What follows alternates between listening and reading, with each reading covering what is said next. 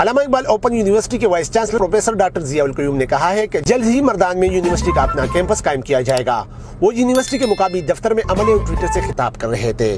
اس موقع پر یونیورسٹی کے director general regional services doctor انعام اللہ شیخ اور سابق ضلعی ناظم حمایت اللہ معیار بھی موجود تھے۔ وائس چانسلر نے کہا کہ علامہ اقبال اوپن یونیورسٹی ایشیا کی دوسری بڑی یونیورسٹی ہے جو گزشتہ 4 دہائیوں سے فاصلاتی نظام تعلیم کے فروغ کے لیے کوشاں ہے۔ یونیورسٹی نے اپنی ذمہ داری محسوس کرتے ہوئے اپنی فائنانشیل اسسٹنس جو ہم بچوں کو دیتے ہیں اس میں کئی گنا اضافہ کر دیا ہے۔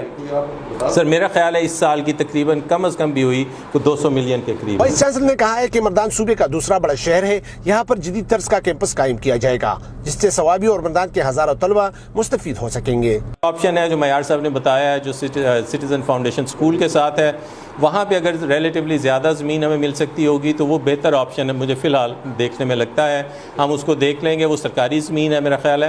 Vice chancellor Allama Iqbal Open University doctor Zia ul Qayyum نے ڈپٹی کمشنر مردان کے دفتر میں علامہ اقبال اوپن یونیورسٹی کے لیے اراضی اور جگہ کے انتخاب کے لیے اجلاس میں شرکت کی اور مختلف سائٹس کا وزٹ بھی کیا۔